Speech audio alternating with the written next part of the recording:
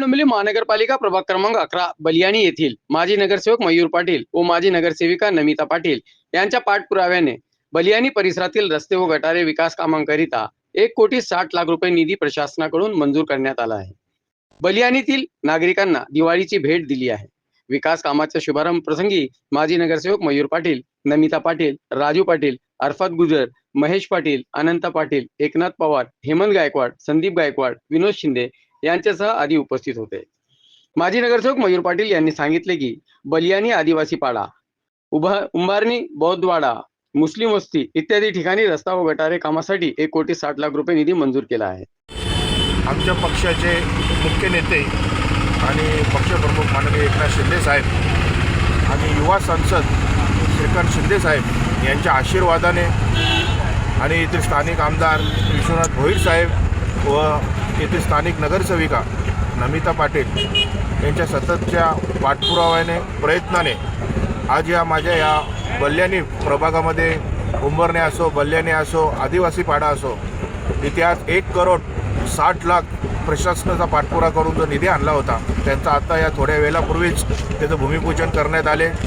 आपणास मी सांगू इच्छितो की हा निधी आणला त्याच्यामध्ये कोणताही भेदभाव न करता प्रत्येक घटकासाठी हा निधी कसा उपलब्ध करून देता येईल याच्याकडे आम्ही प्रयत्न केलेला आहे। उंबरणी बौद्धवाडा असो, बलियाणी आदिवासी पाडा असो, बलियाणी चौक परिसरामधील सर्व परिसर असो, इथे सर्व जातीपातीचे लोक राहत असतात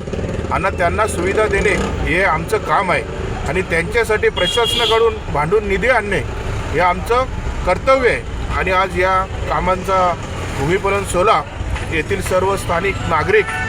उंबरणी, बलियाणी, मोहिली आणि या परिसरातील सर्व स्थानिक नागरिक, येथील शाखा प्रमुख, युवा सैनिक आणि महिला आघाडी या सर्व कार्यक्रमाला उपस्थित होते। तसेच उद्योजक राजू पाटील, उद्योजक कृष्णा दलवी, माझे सर्व उत्तर भारतीय बांधव आणि या परिसरातील असंख्य नागरिक या कार्यक्रमाला उपलब्ध होते आणि आज हा भूमिपूजन सोहळा पार पडलेला आहे। आपण अंतर्गत रस्त्यांसाठी हा निधी आणलेला आहे, मात्र मुख्य रस्त्यांची दुरावस्था झालेली आहे, त्याबाबत पाठपुरावा केला आहे। नक्कीच वेळोवेळी प्रशासनाला पत्रव्यवहार केलेला आहे, त्यांची प्रत्यक्षात भेट घेतलेली आहे आणि आत्ताच मला वाटतं या 6-7 दिवसापूर्वीसुद्धा मी प्रशासनाला माननीय आयुक्त साहेब असो, शहर अभियंता असो, कार्यकारी अभियंता असो, कनिष्ठ